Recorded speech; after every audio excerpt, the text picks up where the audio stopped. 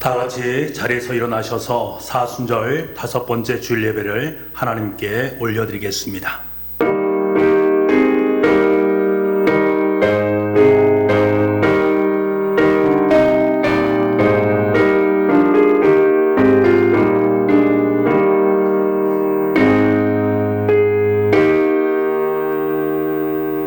그러므로 형제들아, 우리가 예수의 피를 힘입어 성소에 들어갈 담력을 얻었나니 그 길은 우리를 위하여 휘장 가운데로 열어놓으신 새로운 살 길이요, 휘장은 곧 그의 육체니라.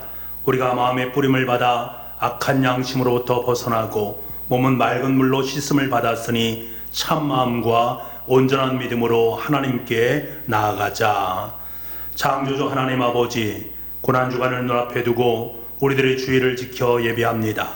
온 세계 만물들이 봄비를 기다리듯이 우리들도 하나님께서 허락해 주실 은혜의 단비를 사모하고 있습니다.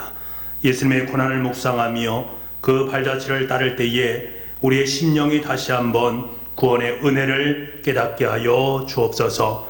오늘도 주의 종을 통해 들려주시는 말씀을 통해 십자가의 사랑을 마음에 새기게 하여 주옵소서.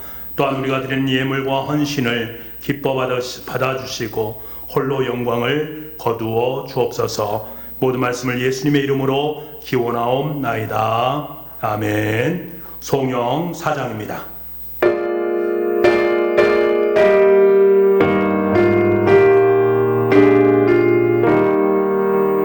성부 성자와 성령 영원히 영광 받으옵소서.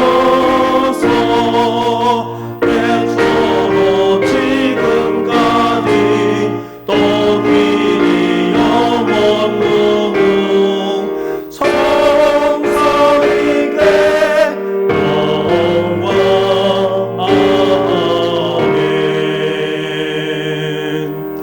지난 주간 하나님과 나만이 알고 있는 죄를 고백하는 참회의 기도를 드리겠습니다.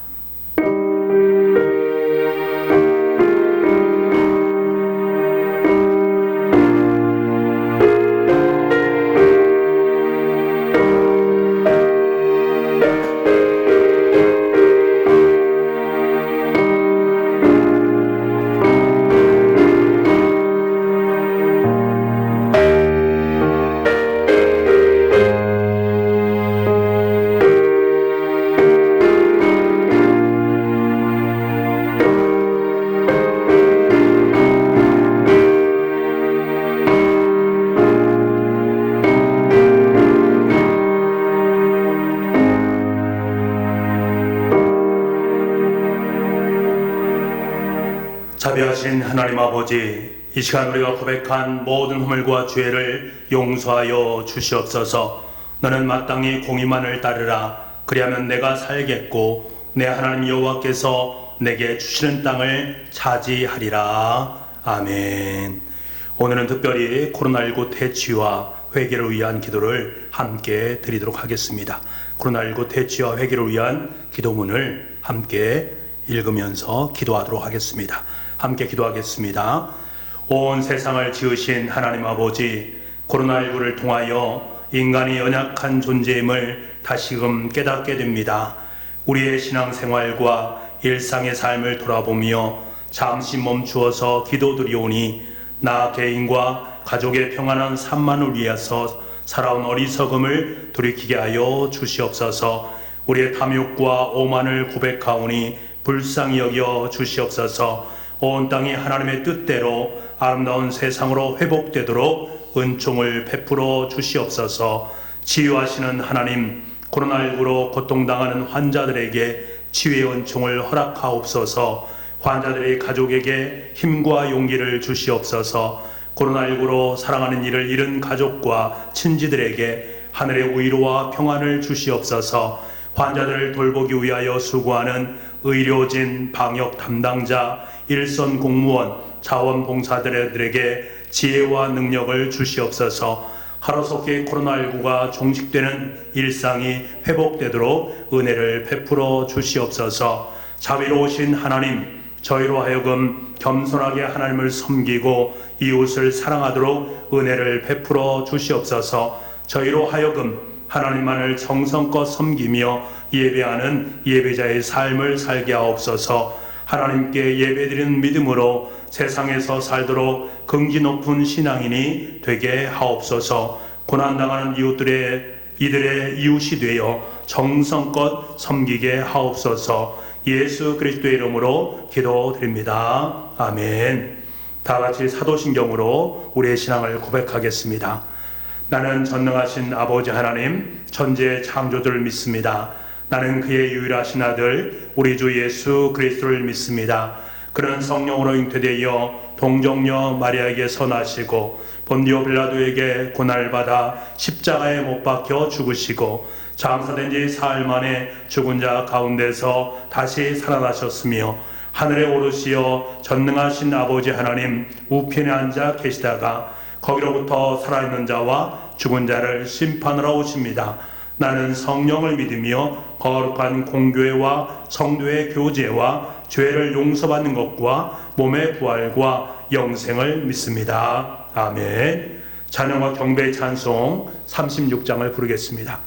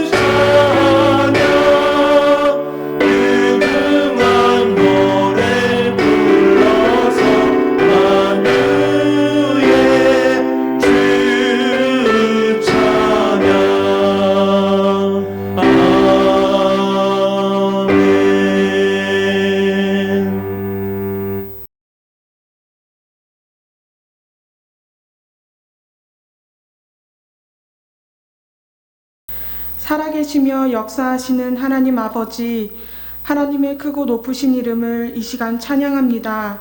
가늠할 수 없는 크신 아버지의 손길이 오늘도 우리와 함께함을 믿음으로 고백하며 나아갑니다. 우리들을 긍휼히 여겨주시며 아버지만이 주실 수 있는 사랑을 베풀어 주시니 감사를 드립니다. 그 사랑이 스스로 예배할 수 없는 죄인인 우리들을 부르시고 이 자리에서 하나님을 예배하게 하심을 기억합니다. 하나님, 돌아보면 감사할 것들이 숨결마다 새겨져 있었음을 깨닫습니다. 그러나 때로는 망각하여 스스로에게 영광을 돌리며 살아갔던 작은 모습들을 꺼내어 내려놓습니다. 용서하여 주시옵소서. 바로 깨달아 감사와 찬양의 자리에 오직 하나님만 두는 인생 되기를 소망합니다. 세상의 모든 것을 돌보시며 역사를 주관하시는 하나님 아버지, 오늘날 세계에 일어나고 있는 전쟁과 재난을 보며 가장 누구보다 마음 아파하실 하나님 아버지를 생각합니다. 하나님의 대리인으로 세움받은 우리들의 몫을 바르게 행하지 못하고 있었습니다. 그릇된 생각과 욕심으로 선을 사랑하지 못함을 용서하여 주시옵소서. 또한 책임을 전가하며 나 한 사람의 역할을 쉽게 여기며 살아갔던 마음을 용서하여 주시옵소서. 전쟁과 질병 그리고 재난으로 곳곳은 불안에 떨며 흔들리고 있습니다. 하나님, 이때에 더욱 비난과 정죄, 미움과 분노에 사로잡히지 않게 하여 주시옵소서. 예수 그리스도께서 보여주신 세상은 나눔과 이해와 용서와 사랑이었습니다. 저희가 예수 그리스도를 본받아 이겨내게 하여 주시옵소서. 졸지도 않으시고 주무시지도 않으시며 우리를 지키시는 하나님 아버지, 이곳을 주목하여 주시옵소서. 고침받기를 원하며 부르짖는 병자와 같은 마음으로 하나님의 이름을 부르짖습니다. 과학은 발전하고 지식을 쌓음으로 인간을 더욱 높이지만 결국 바이러스 하나에도 탄식하는 연약함을 깨닫습니다. 구원과 회복을 주시는 하나님, 하나님의 백성들을 불쌍히 여겨주셔서 하루빨리 코로나19 바이러스의 확산이 멈춰지고 치료할 수 있도록 도와주시옵소서. 지금도 생명을 위해 수고하시는 의료진, 봉사자들, 공무원들에게 힘과 위로를 더하여 주옵소서. 또한 코로나 확진자들과 가족들을 위로하여 주시고 하루속히 회복되는 은혜를 내려 주시옵소서. 곳곳에서 어려움을 겪고 있는 소외된 이웃들과 경제적 어려움에 처한 사람들에게 피할 길을 허락하시고 믿음과 지혜와 용기를 주셔서 이 위기를 극복할 수 있는 은혜를 허락하여 주시옵소서. 오늘날의 어려움을 두고 누구나 다 위기라고 말하지만 믿는 저희들 그 위기를 하나님께 내려놓고 십자가 앞으로 나아가야 되는 줄로 믿습니다. 염려와 근심의 시간을 하나님께 기도함으로 내어놓고 괴로움에 쏟는 힘을 하나님께 부르짖는 일에 쏟는 우리가 되게 하여 주시옵소서. 더욱 깨어 하나님을 예배하길 원합니다.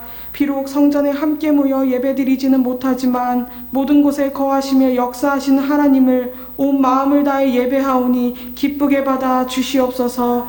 가정에서 드려지는 예배가 씨앗이 되어 하나님이 원하시는 가정 속 예배들로 열매 맺게 하여 주옵소서. 그 열매가 차고 넘쳐서 청주 북부교회가 예배 공동체의 사명을 기쁨으로 감당하며 성령의 충만함으로 가득 채워지는 역사가 있게 하여 주옵소서. 하나님의 선하신 뜻 안에서 참된 예배가 회복되고 참된 신앙인들로 가득 채워짐으로 청주 북부교회가 세상을 향해 더욱 하나님의 영광의 빛을 발하는 교회가 되기를 소망합니다. 하나님께서 세워주신 목사님을 위하여 기도합니다. 영적 지도자이신 목사님께 성령 충만함과 말씀의 능력으로 항상 함께하여 주시옵소서. 영력과 인력과 지력과 체력과 경제력을 더하여 주시고 강건케 하셔서 맡겨진 모든 사역마다 풍성한 열매를 맺게 하여 주시옵소서.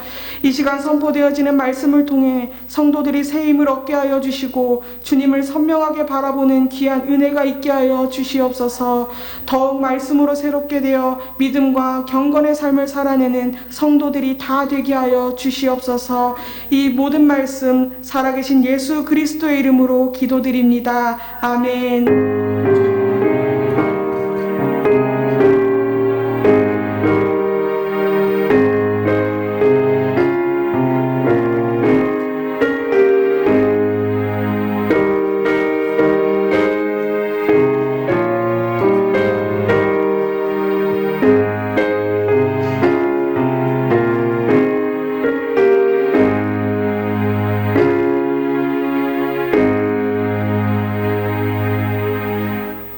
성시교독은 교독문 128번입니다.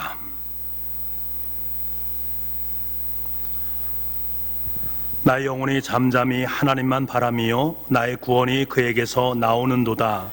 오직 그만이 나의 반석이시요 나의 구원이시요 나의 요새이시니 내가 크게 흔들리지 아니하리로다.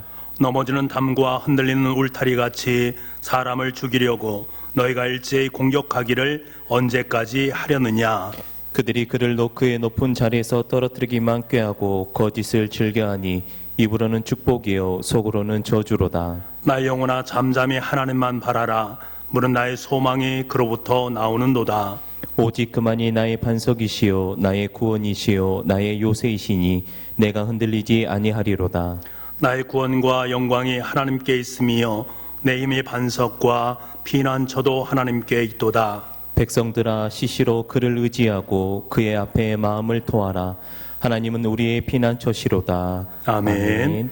주일 아침 하나님께서 우리에게 주시는 말씀은 신약성경 로마서 14장 7절부터 12절까지의 말씀입니다.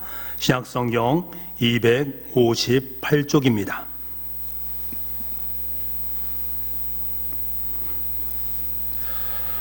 우리 중에 누구든지 자기를 위하여 사는 자가 없고 자기를 위하여 죽는 자도 없도다. 우리가 살아도 주를 위하여 살고 죽어도 주를 위하여 죽나니 그러므로 사나 죽으나 우리가 주의 것이로다.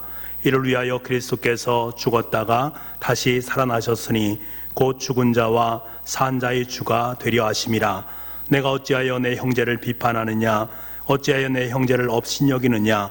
우리가 하나님의 심판대 앞에 서리라.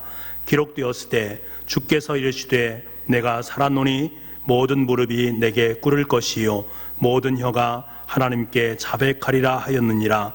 이러므로 우리 각 사람이 자기를 하나님께 직고하리라. 아멘. 북부가족 여러분, 오늘은 거룩한 주일입니다. 영상으로 예배에 참여하시는 모든 분들께 주님의 위로와 평강이 여러분에게 있기를 축복합니다. 모두가 어려운 상황이지만 이 시간 하나님을 사모하고 예배하는 여러분에게 하나님께서 새 힘과 기쁨을 선물로 허락해 주실 줄 믿습니다.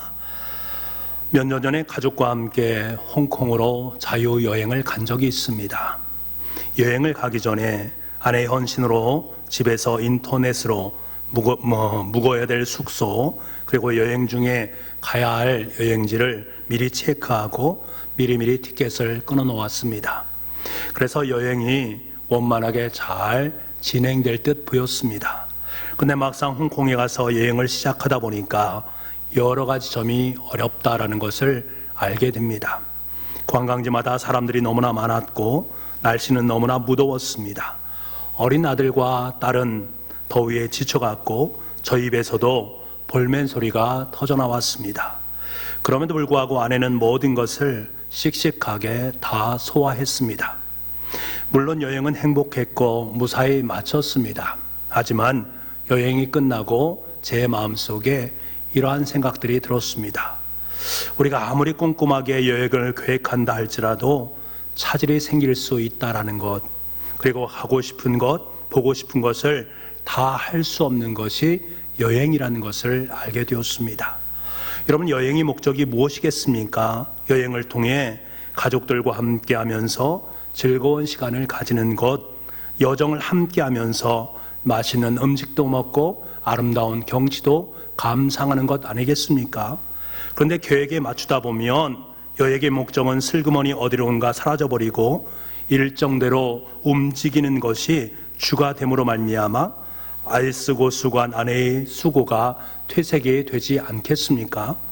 그렇다고 여행에 즐겁지 않았다, 그렇게 말하는 것이 아닙니다. 참 행복했습니다. 하지만 저에게는 조금 아쉬움이 남겨진다라는 것이지요. 그래서 지금 생각해보니 아내에게 참 미안한 감정이 듭니다.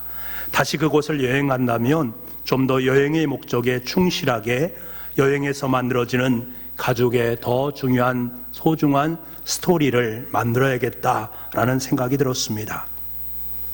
여러분, 여행의 목적은 삶의 이야기를 써내려가는 작업입니다. 어떤 장소에 누구와 함께 했고 어떤 이야기를 나누었고 어떤 환경을 보았는가, 삶의 이야기가 드러나게 되어 있습니다. 그래서 먼 훗날 그 시절을 떠올릴 때에 함께 한박 웃음을 웃으면서 기뻐할 수가 있습니다.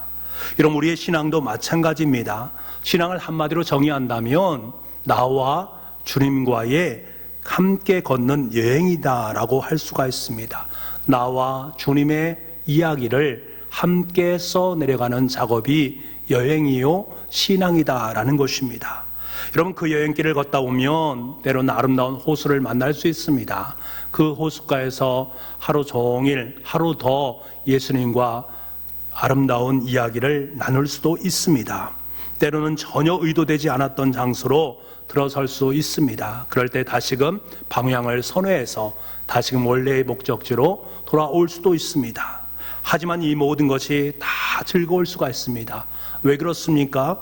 주님과 함께 얼굴을 마주하면서 떠나는 여정이기 때문에 그렇습니다. 그 여정길에서 주님께서는 내가 최종적으로 가야 될 목적지가 어디인지를 일깨워 주시고 하나님께서 나에게 원하시는 계획과 나를 통해서 이루실 것들을 조근조근 말씀해 주십니다. 그래서 주님과 나 사이에 아름다운 신앙의 이야기가 만들어지는 것입니다. 이것이 바로 아름다운 신앙의 모습입니다. 사도 바울은 인생의 여행길에서 주님께서 자신을 향한 계획이 무엇인지를 정확하게 인지하고 있었습니다. 자신이 살아가야 될 이유가 무엇인가를 분명히 인식하고 그 목적을 향해서 올곧게 그의 인생의 길을 떠났습니다. 바울은 그 도상에서 수도 없이 많은 일들을 경험했습니다. 때로는 죽음의 길도 걸어가야 됐고 수없이 많은 고초 가운데 들어가기도 했습니다.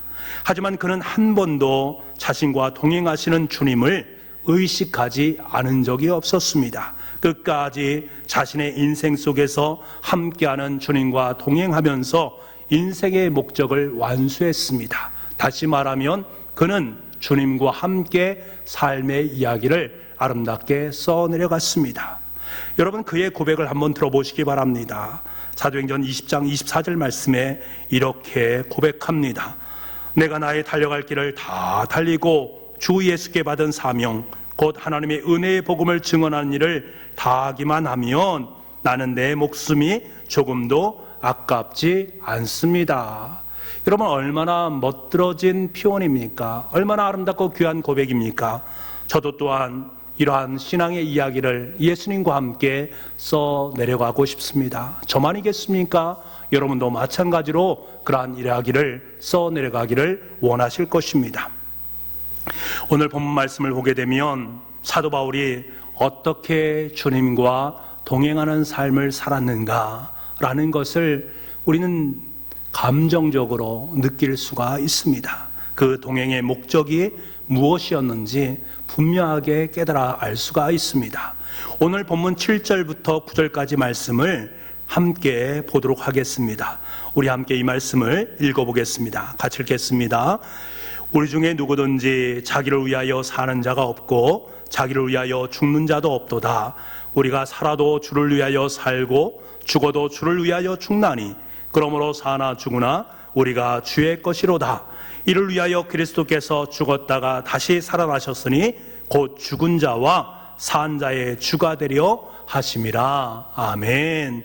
이 짧은 말씀에 위하여라는 말이 무려 5번이나 등장을 합니다. 이 말을 통해서 사도 바울은 자신의 인생의 목적이 무엇인가를 분명히 밝히고 있습니다. 그 목적이 주님께 있다라는 거예요. 주님을 위한 삶이 내 인생의 목적이다. 그러면서 저와 여러분에게도 동일하게 이야기를 하고 있는 것입니다. 우리 또한 주님을 위해 존재해야 된다라는 것을 역설적으로 우리에게 강조를 하고 있습니다. 여러분, 이 세상에서 존재하는 모든 것은 존재의 이유가 있지 않겠습니까? 분명히 자신에게 어떤 목적이란 것이 있기 때문에 존재하게 되어 있습니다. 여러분, 한번 생각해 보십시오. 참 중요한 것은 내가 존재하는데, 무엇인가가 존재하는데 그 존재의 이유가 자기 자신을 위한 존재인가? 그렇지 않다라는 것입니다. 존재 자체가 자신에게 있는 것처럼 보이지만 그렇지 않습니다. 다른 것에 존재의 이유가 있습니다. 예를 들면 내가 피아노를 만든다라고 생각해 보십시오. 피아노를 만드는 목적이 무엇입니까? 그 피아노 자체의 목적이 있는 것이 아닙니다. 피아노는 다른 사람들에게 아름다운 선율을 통해서 미적 강음을 불러일으키기 위해서 피아노를 치는 것입니다. 타인을 위해, 다른 것을 위해 그 목적이 있는 것이지요. 한 그루의 나무가 있습니다. 그 나무는 자신을 위해 존재하기보다는 자신을 통해서 다른 모든 것들에게 산소를 공급하고 가지를 통해서 사람들에게 시원함을 선물하고 과실을 맺어서 다른 것들에게 나누어 주고 마지막에는 자신의 모든 것을 다 불태워서 땔감이 되기 위해서 존재하는 것입니다. 나무의 존재 이유는 자기 자신에게 있는 것이 아닙니다. 여러분, 인간도 마찬가지입니다. 사람도 분명한 목적이 있습니다. 내가 이 땅에 살아가는 삶의 목적이 있습니다. 그런데 그 목적은 자기 자신을 위함이 아닙니다. 그렇다면 그 목적이 어디에 있는가? 그 무엇인가? 오늘 사도 바울은 그것을 분명하게 7절 말씀에 이렇게 말씀합니다. 우리 7절 말씀을 함께 보기를 원합니다. 같이 읽겠습니다. 시작. 우리 중에 누구든지 자기를 위하여 사는 자가 없고 자기를 위하여 죽는 자도 없도다. 아멘. 사람은 누구든지 자기를 위해서 살고 자기를 위해서 죽는 자가 없다라고 말씀합니다. 자신을 목적으로 살아가기 위해서 이 땅에 태어나지 않았다라는 것을 분명하게 말합니다. 그 목적은 자신에게 있는 것이 아니라 타인에게 있는 것입니다. 자신이 그리스도인이라고 여기며 살아가는 성도들이라면 자신을 위해 살아가는 존재가 되어서는 안 된다. 반드시 타인을 향한 존재가 되어져야 된다라는 것을 말씀하고 있습니다. 만약에 그리스도인이라고 자처하면서 자신만을 위해서 살아가는 분이 계시다면 그는 반드시 자신과 타인을 동시에 죽이는 결과를 낳게 됩니다. 여러분 한번 생각해 보십시오.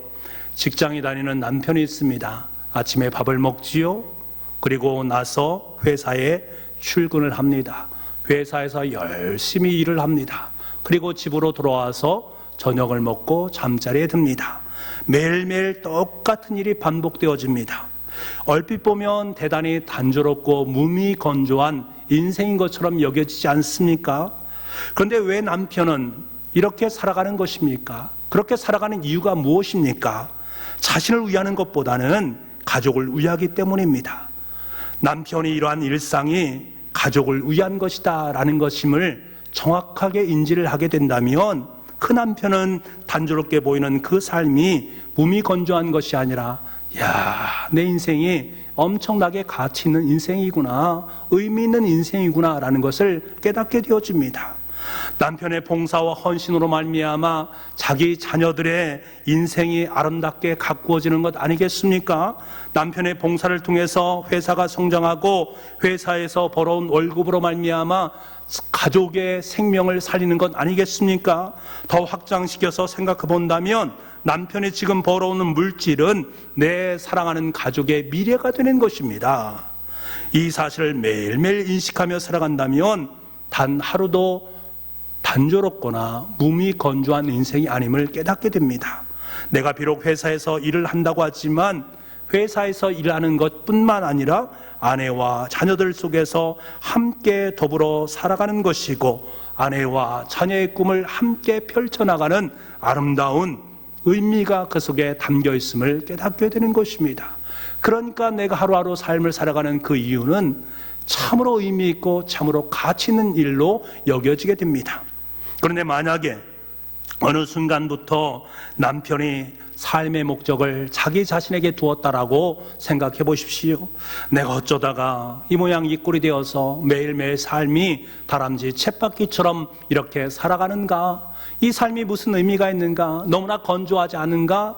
라고 생각하면서 하루하루를 보내게 된다면 그 삶 자체는 의미 없는 삶이 되어질 수밖에 없고 권태감에 사로잡힐 수밖에 없는 것입니다.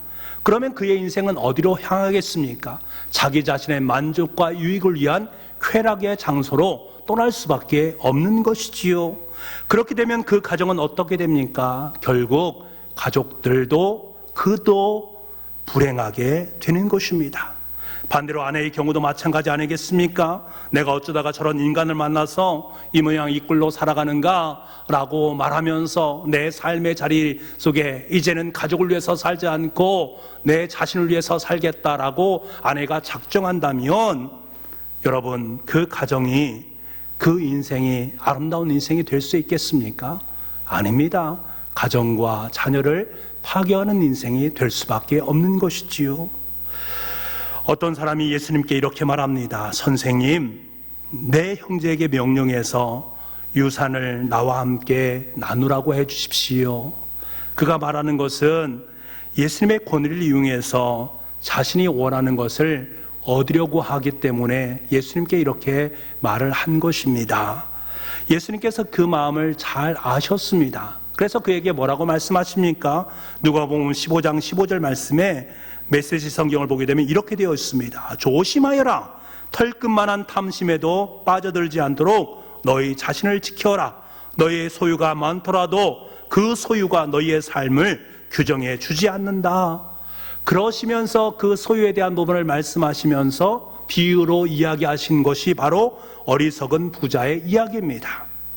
어떤 부자에게 큰 행운이 찾아왔습니다. 그래서 밭에 소출이 엄청나게 많이 들었습니다. 쌓아둘 곳이 없을 만큼 많은 소출입니다. 그런 행복한 국리 끝에 그래 곡간을 헐고 더 크게 짓고 곡식과 곡물을 쌓아두자라고 결정을 합니다. 그리고는 자기 영혼에게 이렇게 이야기하지요. 잘했다. 너는 크게 성공했으니까 이제는 은퇴도 된다.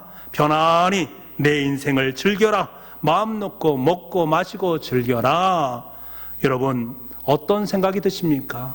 참 귀한 생각? 참 부럽다라는 생각? 그런 생각이 드십니까? 그런데 여러분, 이 부자는 자신을 인생의 목적으로 살아가는 타락한 인간의 전형으로 성경에는 등장을 하고 있습니다. 자신을 위해 보물을 쌓아놓고 자신을 위해 먹고 마시는 인생을 즐기는 그러한 존재를 주님께서는 뭐라고 말씀하십니까? 하나님께서는 그를 어리석은 자다라고 말씀하십니다. 그 인생이 너무나 어리석은 인생이다라고 말씀하십니다. 그러한 마음을 품고 살아가는 그 삶, 그가 행복할 것이고 그의 가정이 행복한 삶의 자리로 들어갈 수 있겠습니까? 그럴 수 없습니다. 하나님께서 뭐라고 말씀하셨는가? 누가복음 12장 20절 말씀에 이렇게 말씀하십니다. 하나님은 이르시되 어리석은 자여 오늘 밤에 내 영혼을 도로 찾으리니 그러면 내 준비한 것이 누구의 것이 되겠느냐? 자기 자신을 위해 재물을 쌓아두는 인간은 참으로 어리석은 자입니다. 왜 그렇습니까? 인간의 존재의 그 목적을 상실했기 때문입니다. 그렇기 때문에 급기야 자신과 자신의 주위에 있는 사람들을 힘들게 만드는 존재로 전락할 수밖에 없습니다. 어리석음으로 말미암아 자신도 죽고 상대방도 죽게 만드는 결론을 낳게 되는 것이지요. 여러분, 자신을 위한 소유욕을 버릴 때 비로소 내 인생의 목적이 보이기 시작합니다. 하늘이 보이기 시작하고 하나님의 말씀이 보이기 시작하고 하나님이 내 인생 속에 들이우신 삶의 목적을 깨닫기 시작하는 거예요. 우리가 정말 바른 삶을 살기 위해서는 내 삶의 목적은 내 자체에 두는 어리석음에서 벗어날 수 있는 우리가 될 수 있기를 원합니다.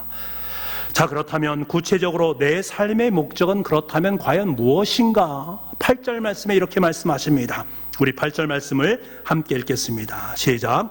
우리가 살아도 주를 위하여 살고 죽어도 주를 위하여 죽나니 그러므로 사나 죽으나 우리가 주의 것이로다. 아멘. 죽어도 주를 위해서 살고 살아도 주를 위해 살고 사나 죽으나 주님을 위하는 삶, 이것이 바로 우리 인생의 진정한 목적이 되어져야 된다라고 말씀하고 있습니다. 이것이 인생의 바른 목적이요, 그때에서 비로소 타인과 나를 동시에 살리는 아름다운 빛의 자녀로 살아갈 수 있다라는 것입니다. 세계 최고의 병원인 존스 홉킨스 병원이 있지 않습니까? 재활의학과 병동에 가면 이승복이라는 분이 계신데 슈퍼맨 닥터 리라고 소개되는 분입니다. 이분이 기적은 당신 안에 있습니다 라는 참으로 유명한 책을 썼습니다. 저도 이 책을 읽으면서 참으로 많은 것을 느낄 수 있었습니다. 원래 이분은 장내에 총막 맞는 체조 선수였습니다. 그런데 어느 날 공동회전을 하다가 착지를 잘못해서 척추가 손상됨으로 말미암아서 사지마비 장애인이 되는 그러한 불운을 겪게 됩니다. 그는 손 하나만을 움직일 수 있을 뿐 다른 것을 전혀 움직일 수 없는 상황 가운데 놓이게 됩니다. 이런 상황 가운데 놓였을 때에 만약에 이 이승복 씨가 내 인생을 자기 자신에게 두었더라면 아마 그는 극단적인 선택을 했을지도 모릅니다. 자기 자신에게 둘 때 희망도 없고 아무런 것도 없는 것을 알기 때문에 그래 살아선 무엇하는가라는 생각을 할 수밖에 없는 것이지요.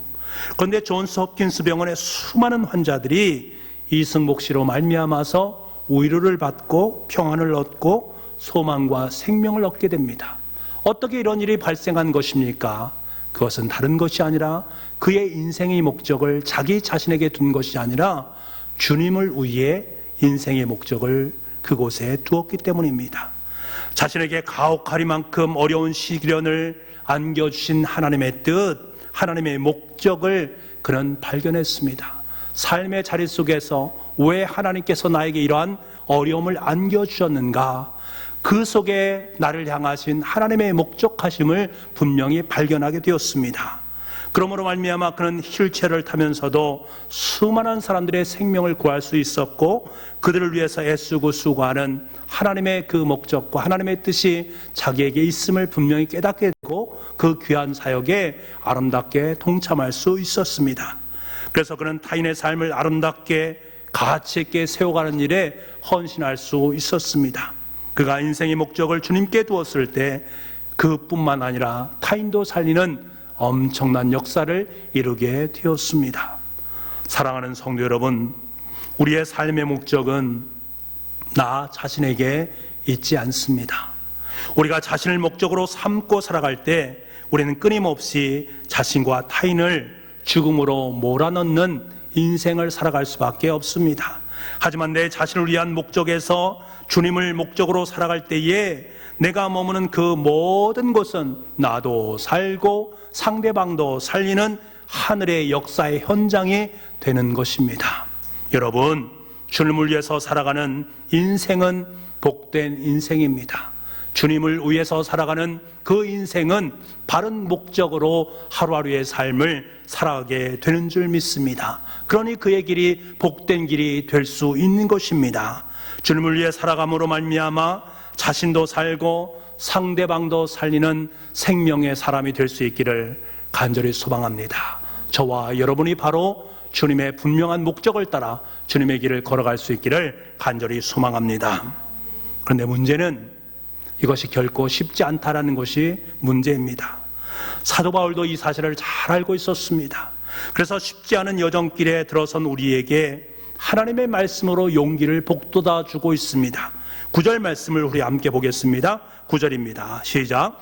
이를 위하여 그리스도께서 죽었다가 다시 살아나셨으니 곧 죽은 자와 산 자의 주가 되려 하심이라. 아멘. 주님께서는 우리가 주님을 위해서 살아갈 수 있도록 하시기 위해서 우리를 위해서 죽었다가 다시 살아나셨다라고 말씀을 하고 있습니다. 내가 주님을 위해서 살아갈 수 있는 힘, 그 원동력이 어디로부터 오는가? 주님의 십자가의 죽으심과 주님께서 십자가상에서의 부활하심을 통해서 우리가 새로운 힘과 용기를 얻을 수 있다는 거예요. 여러분, 우리가 주님을 위해서 한평생 살아가지 못하는 이유가 어디에 있습니까? 주님을 내 인생의 목적으로 삼지 못하는 그 이유가 어디에 있습니까? 자기 자신만을 만족하게 하는 소유욕, 자기 자신만 바라보는 자기 만족, 자기 자신만을 사랑하는 자기의 테두리 속에서만 모든 것이 소중하다라고 여기는 이기심, 자신을 위해 쌓고 쌓는 어리석은 부자의 모습이 우리의 내면 속에 있다라는 거예요. 여러분, 이것으로 말미암아 우리는 주님을 위해 살기보다는 내 자신을 위해서 살아가는 존재가 될 수밖에 없습니다. 성경이 이 모든 것을 뭐라고 통칭합니까? 죄다라고 말합니다. 그것은 바로 죄입니다. 이 죄의 노예로 살아가는 한 내 인생의 목적은 내 자신일 수밖에 없습니다. 주님께서 내 인생의 목적이 될 수가 없습니다. 이 사실을 너무나도 확실하게 알고 계셨던 하나님께서는 자신의 가장 사랑하는 아들을 보내주심으로 말미암아 이 모든 죄를 짊어지도록 만들어 주셨습니다. 그러므로 말미암아 더 이상 죄의 노예가 아닌, 다시 말하면 인간 내 자신을 위해서 살아가는 존재가 아닌 하나님을 위해서, 주님을 위해서 살아가는 존재로 우리를 빚어주셨다라는 사실입니다. 자신을 위해 살아가는 존재가 아니라 주님을 위해 살아가는 존재로 우리의 인생을 탈바꿈 시켜주신 그 주님의 십자가상의 은혜가 저와 여러분 가운데 있는 것입니다. 여러분, 주님께서 우리의 죄를 대신 짊어지시고 십자가에 돌아가셨습니다. 그리고 다시 살아나셨습니다. 여러분, 이 말씀이 주는 의미가 얼마나 큰지 아십니까? 이 말씀은요, 우리의 죄를 위해 죽으시고 다시 살아나심으로 말미암아 우리가 이 땅에서 살아가는 것뿐만 아니라 우리의 영혼까지도 주님께서 책임져 주신다라는 약속의 말씀입니다. 주님께서 우리가 살아있는 동안에도, 우리가 주님의 품에 안긴 후에도 영원히 살아갈 수 있도록 우리와 늘 함께 동행해 주신다는 약속의 말씀이 이 속에 담겨져 있는 것입니다. 이 약속의 말씀을 내가 확신하기만 한다면 우리는 사나 죽으나 오직 주님을 위해서 주님의 길을 올곧게 걸어갈 수가 있습니다. 주님의 십자가의 죽으심과 부활의 영광을 맛보는 자들은 내 삶의 모든 인생, 죽으나 사나 주님이 내 인생의 모든 것 되심을 고백하며 살아갈 수 있는 것입니다. 그래서 우리의 삶 속에 이 십자가가 너무나도 중요한 것입니다. 사랑하는 북부가족 여러분, 우리는 반드시 기억해야 합니다. 내가 사나 죽으나 주님을 위해 사는 것은 결국 나를 살리는 것이요 타인의 생명을 살리는 길입니다. 십자가상에 못 박힌 주님의 삶이 바로 이것 아닙니까? 주님은 사나 죽으나 오직 하나님을 위해서 사셨습니다. 하나님의 말씀에 따라 신적인 모든 것을 다 내려놓고 이 땅에 인간의 모습으로 오셨습니다. 그리고 하나님의 나라를 위해서 이 땅에 친히 천국의 삶을 선포하셨습니다. 죄인들의 친구가 되셨고 죄인들과 함께 먹고 마셨고 죄인들과 더불어 살아가셨습니다. 그리고 죄인들 속에 있는 악한 영들을 다 쫓아내어 주시고 그들에게 하나님 나라를 선물로 주셨습니다. 그렇게 하나님을 위해 한평생 사시다가 하나님을 위해서 그는 십자가에 못 박히셨습니다. 여러분, 그렇다고 모든 것이 끝난 것입니까? 아닙니다. 주님은 그 십자가를 통해서 다시금 살아나셨습니다. 그리고 우리 또한 십자가를 통해서 부활의 은총을 맛보게 된 것입니다. 그러므로 십자가 속에는 오직 하나님을 위해 한평생을 사셨던 예수님의 죽으심과 부활이 선명하게 드러나 있는 것입니다. 주님께서 저와 여러분에게 이 십자가를 바라보면서 주님을 내 인생으로 목적으로 살아가는 삶을 살아가라 라고 오늘 또 우리에게 말씀하는 것입니다. 우리가 그 십자가를 보면서 그래, 내 인생은 주님의 것이지, 주님을 위해 살아가는 인생이 가장 바람직한 것이지 라면서 마음속에 그것을 깊이 각인하면서 주님을 위해서 살아가는 존재로 이 땅을 살아가게 되는 것입니다. 그것이 하나님께서 우리에게 원하시는 것입니다. 자, 그렇다면 우리가 어떻게 살아가는 것이 십자가상에 못 박히신 주님을 목적으로 살아가는 삶인가? 사도 바울은 이에 대해서 12절 말씀에 이렇게 고백합니다. 우리 12절 말씀을 함께 보겠습니다. 시작. 이러므로 우리 각 사람이 자기 일을 하나님께 직고하리라. 아멘. 직고한다라는 것은 사실대로 아뢰다라는 것입니다. 이 말 속에는 바울이 하루하루의 삶을 어떻게 살아왔는가 하는 것이 이 속에 고스란히 담겨져 있습니다. 여러분, 바울은요, 날마다 자신이 주님을 위해서 하루를 어떻게 살아갈지를 주님 앞에 조목조목 다 아뢰었습니다. 매일매일 살아가면서 주님을 위해서 무슨 생각을 했고 주님을 위해서 내가 어떤 행동을 하면서 삶을 살아갔는지를 하나님께 아뢰었습니다. 바울이 하루하루의 삶은 주님의 십자가 앞에 서는 삶이었습니다. 주님의 십자가 앞에서 주님의 제자로서 어떻게 살아가는 것이 바른 삶인지를 묻고 대답을 얻었습니다. 조목조목 아랠 때마다 십자가상에 들려오는 주님의 음성이 있었고 그 음성을 들음으로 말미암아 하루하루의 삶을 살아갔습니다. 그것이 값진 삶이었기에 그는 그것을 하나님 앞에 올려드렸던 것입니다. 하루하루의 삶이 주님을 위한 삶이었고 주님을 위한 주님께 직구하는 삶이었고 주님을 위해서 주님으로부터 결제를 받으며 살아가는 아름다운 인생이었습니다. 하루하루의 삶이 그런 삶입니다. 그렇기 때문에 그는 나는 날마다 죽노라, 나는 날마다 죽노라, 내 죄의 모든 것을 다 죽이고 예수 그리스도의 십자가로 내 삶을 다시금 만들어가는 그 사도 바울의 아름다운 고백이 이 속에 담겨져 있는 것입니다. 여러분, 지금 사도 바울은 저와 여러분에게 무엇이라고 말씀하고 있는 것입니까? 너희가 정말로 주님을 위해 살아가는 인생이라면 너는 지금 무엇을 행하고 있느냐? 너는 지금 무슨 생각을 하고 있느냐? 내 자신을 관찰해보라 라고 말씀합니다. 내가 정말 그리스도인이라면 하나님 앞에 섰을 때 너의 삶이 어떠한가를 조목조목 알 수 있어야 되는 것이다. 주님을 위해서 무엇을 했고, 주님을 위해 어떤 헌신을 했고, 주님을 위해서 어떤 섬김의 삶을 살았는지 하나님 앞에 알 수 있는 날이 내 삶 가운데 있을 것이다 라는 것을 말씀하고 있습니다. 여러분, 오늘 이 시간 우리는 자신에게 솔직하게 물어야 됩니다. 나는 과연 무엇을 위해 살고 있는가? 인생의 목적이 나를 위한 것인가? 아니면 하나님을 위한 것인가? 주님을 위한 것인가? 우리는 다시 한번 돌아볼 수 있어야 됩니다. 우리가 무엇을 하든지 어떤 행동을 하든지 우리의 삶을 깊이 들여다 보아야만 합니다. 우리가 먹든지 마시든지 오직 주님을 위해서 행하고 살아갈 때에 우리는 다른 사람을 살리고 내 삶을 존귀케 엮어갈 수 있습니다. 사랑하는 성도 여러분, 우리는 지금 사순절 기간을 보내고 있습니다. 이 사순절 기간에 우린 나의 삶을 돌아보면서 우리 인생을 주님의 십자가 앞으로 가져가도록 합시다.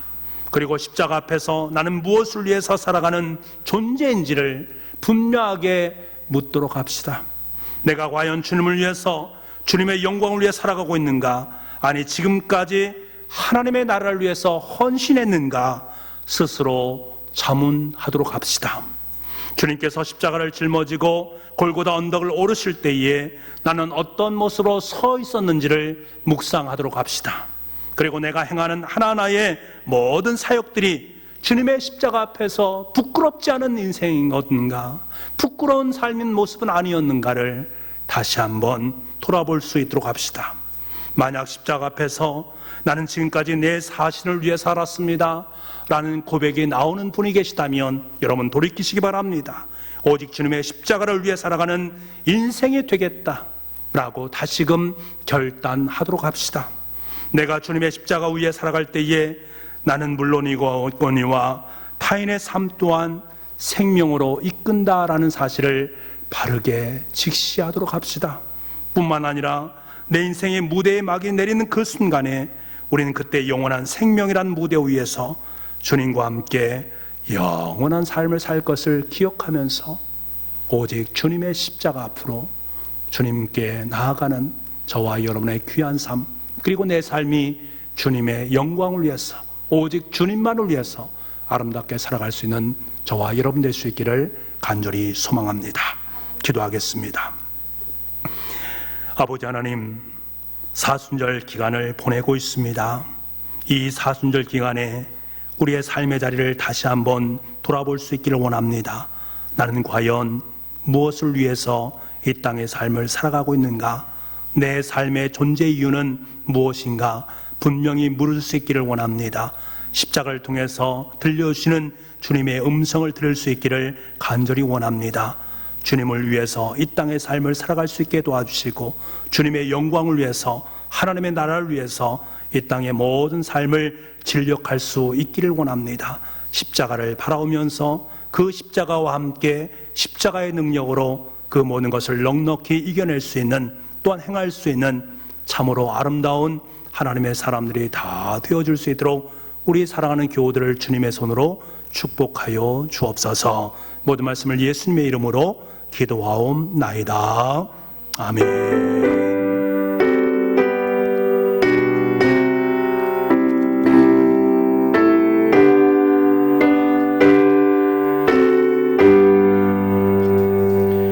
우리 말씀을 생각하시면서 찬송가 308장을 부르겠습니다.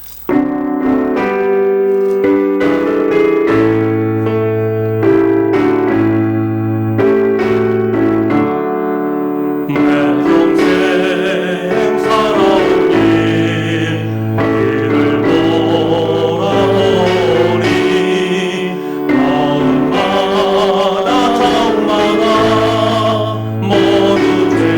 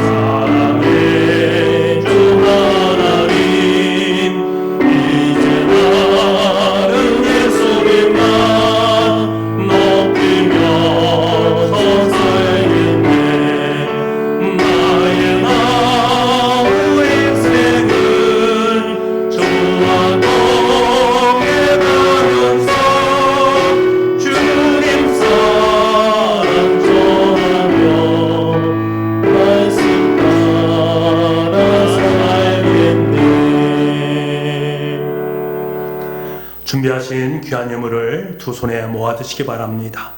사랑이 많으신 아버지 하나님, 코로나19의 위험으로 인해 많은 염려 가운데 있고 주님의 성전에서 예배하기를 원하는 주님의 백성들에게 큰 위로와 능력을 베풀어 주옵소서. 사순절 기간을 통해 주님의 십자가를 더 깊이 묵상하게 하시고 주님을 위해 살아가는 인생의 목적을 분명히 직시할 수 있도록 은총 허락하여 주옵소서. 한 주간 하나님이 허락해 주신 은혜에 감사하여 귀한 예물을 주님 앞에 드립니다. 우리 예물을 기뻐 받아 주시고 하늘의 풍성한 은혜와 복을 내려 주시옵소서. 오늘도 교회에서 예배를 드리고 싶지만 여건이 허락되지 않음으로 말미암아 가정에서 예배드리는 우리 교우들의 가정 속에 한량없는 사랑과 은혜로 덧입혀 주옵소서. 모든 말씀을 예수님의 이름으로 기도하옵나이다. 아멘.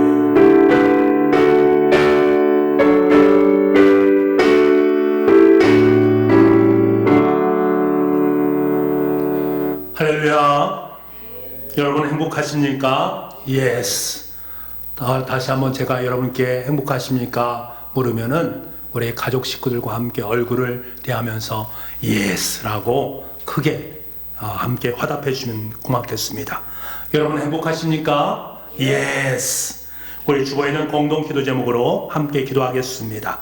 하나님 우리 민족에게 긍휼을 베푸소서. 예수님 청주 땅을 구원하여 주소서. 성령님 우리 교회를 부흥케 하소서. 500명의 일꾼을 허락하여 주소서. 우리의 가정과 일터에 은혜를 내려 주소서. 아멘. 기도와 능력의 첫 번째입니다. 하루에 1시간 기도합시다. 아멘. 하루에 1시간 이상 기도하면서 하나님의 뜻, 사순절의 의미를, 십자가의 그 큰 의미를 마음속에 되새길 수 있기를 간절히 소망합니다. 교회 소식 전해드리겠습니다. 오늘은 사순절 5번째 주일입니다. 다음 주일은 종려주일이고 그 다음 주일은 부활주일입니다. 그리고 다음 주일은 사랑의 주일입니다. 새벽 예배, 수요 예배, 금요 성령 기도회, 주일 예배는 주일 오후 예배는 가정 예배로 드리고 있으니까 여러분께서 참조하시기 바라고요. 사순절 가정 특별 기도회가 매주 화요일부터 금요일까지 저녁 9시에 영상으로 예배를 드리고 있습니다. 참여하지 못한 분이 계시다면 다 참여할 수 있도록 해주시기 바랍니다. 아마도 온라인으로 예배를 드리는 시간은 4월 5일까지 예배를 드리게 될 것 같습니다. 그리고 난 다음에 4월 6일부터는 새벽 예배, 수요 예배, 금요 성령 기도회는 정상적으로 드릴 예정입니다만 이것도 확실하지는 않습니다. 코로나19 상황을 고려하면서 변경될 수가 있습니다. 만약에 저희들이 예배를 드릴 수 있는 상황이 되어진다면 4월 6일 월요일부터 11일 토요일까지 고난주간 특별 기도회로, 새벽 기도회로 예배를 드리도록 하겠습니다.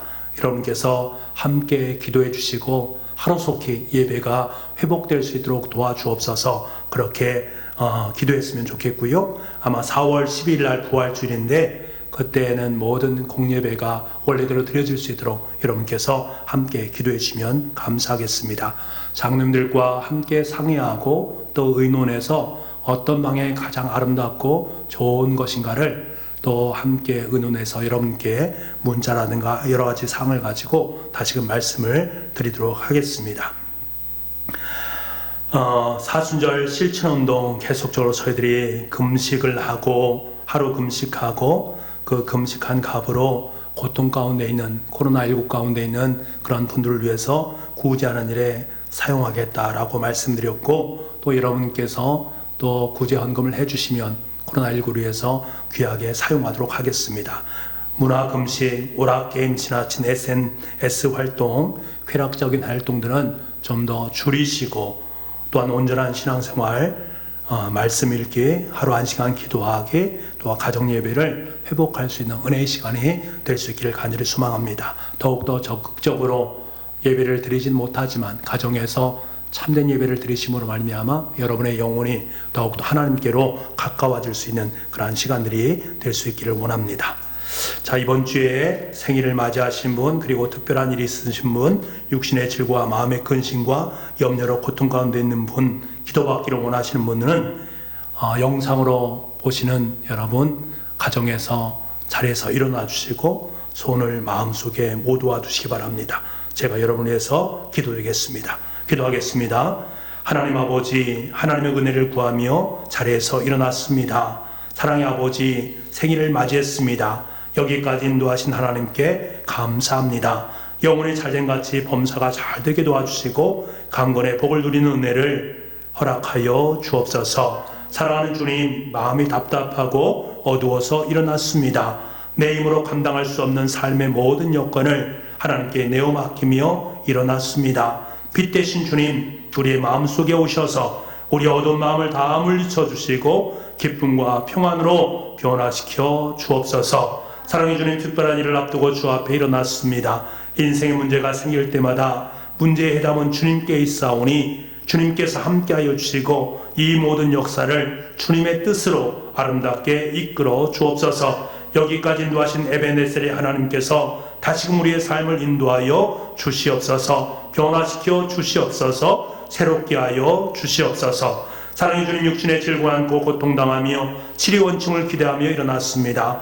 창조주 여호와 우리 아버지 하나님을 경외하는 백성들에게 은혜를 주시되 저들을 위해 강건의 축복을 허락하여 주옵소서. 급속한 치유의 능력을 발하여 주시사 떨쳐 일어날 수 있도록 넉넉하게 인도해 주옵소서. 우리의 가정의 주인 되시는 아버지 하나님, 북부에 속한 모든 가정들을 축복하여 주옵소서. 가정의 어린 자녀들의 앞날에 시온의 대로를 활짝 열어주시고 믿음으로 순종하며 주의 인도 따라 그 길을 걸어가게 하여 주옵소서. 가정을 이루어야 될 자녀들에게 만남의 축복을 주시고 아기를 기다리는 가정에는 새 생명의 은총을 주시며 군대 및 해와 타지에 있는 자녀들과도 함께하여 주심으로 말미암아 임마누엘 주님과 동행하며 늘 승리케 하여 주옵소서. 코로나19로 마음이 무겁고 힘겹습니다. 마음껏 주님을 예배하고 싶고 사랑하는 교우들과 함께 아름다운 교제를 나누고 싶지만 그렇지 못함으로 말미암아 힘들어하는 교우들에게 힘과 능력을 더하여 주시고 용기를 베풀어 주옵소서. 인간의 모든 어려움이 주님의 십자가의 사랑 안에서 모두가 다 사라지게 하여 주시옵소서.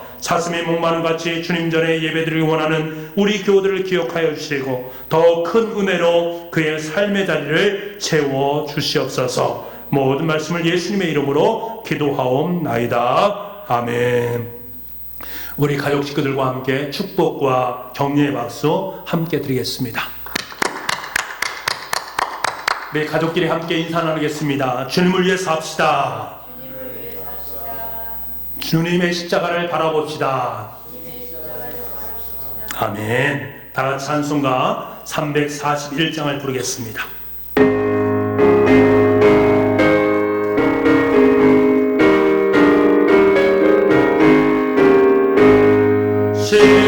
십자가를 내가 지고 주를 따라갑니다.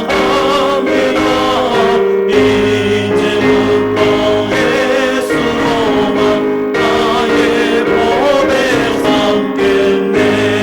세상에서 두려워 너를 잃어버려도 주의 것만 내가